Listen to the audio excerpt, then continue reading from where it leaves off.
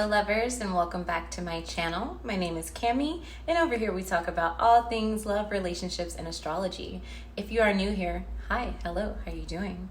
I hope that you subscribe by the end of this video. Please do not forget to like, comment, and share your thoughts. I am so happy to hear from you. So today we're actually going to be talking about the dark side to an Aquarius male. I'm just going to give you 3 things. There's more, of course, but we're just talking about 3 today, okay? So I'm so excited to get into it. Let's go ahead and get started. So the first dark side to an Aquarius, I'm going to hit you off with the juicy stuff, okay? Can we talk about this God complex that you all have? I mean, like, really, let's really talk about it.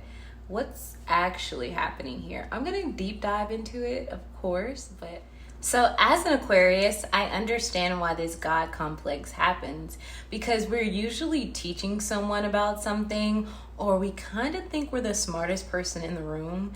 That's why they say an Aquarius phrase is "I know," because typically we've done the research, so we kind of know what's happening, okay? I will be talking about the feminine energy next for part 2.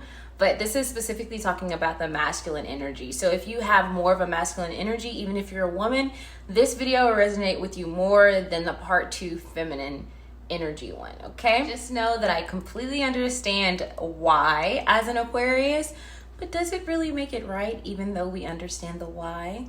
Aquarius, you can answer that question. I'm sure you can, because what? You know, right?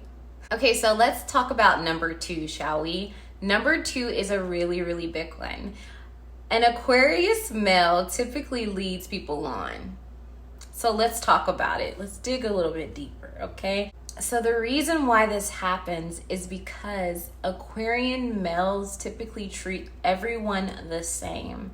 And it's very similar to a Libra male. So it's kind of seen as flirtatious or very just inviting, very, very warm and connected, and like you just know this person, you've been knowing this person for forever. So it's kind of hard, right? Because it really doesn't matter who you are, and it could be, you know, someone you've been connected with for a long time, a friend, family, or it could be someone you just met off the street. You're still very inviting, still warm, and still able to have these thought-provoking conversations, which in reality, someone that has been talking to you for a while, let's say a friend that wants to be a lover, they're like, wait, how can this person talk to this person they just met the same way they talk to me? Like, that means we're not really connected. Do they not really see me that way? Like, it's a whole complex that you can give someone.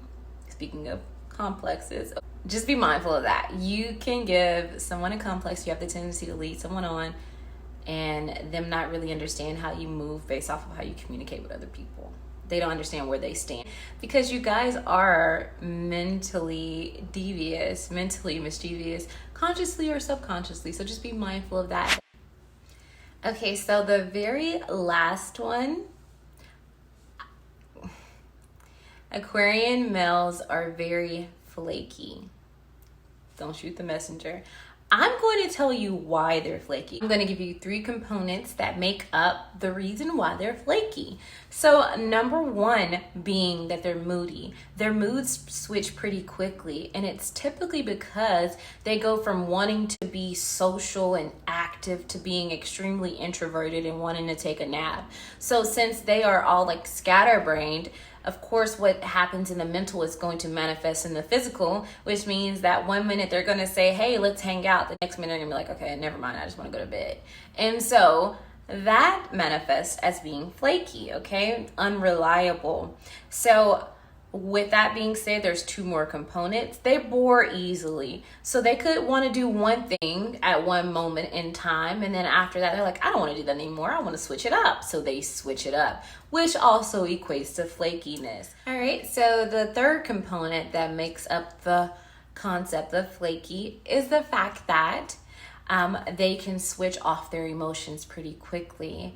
So at one moment, that kind of goes in with the whole moodiness aspect. So at one moment, they can be super lovey-dovey, attached, you know, connected, and the next moment, like, hey, I need my space. I need some time alone to think. And I think that's more so an Aquarius totally.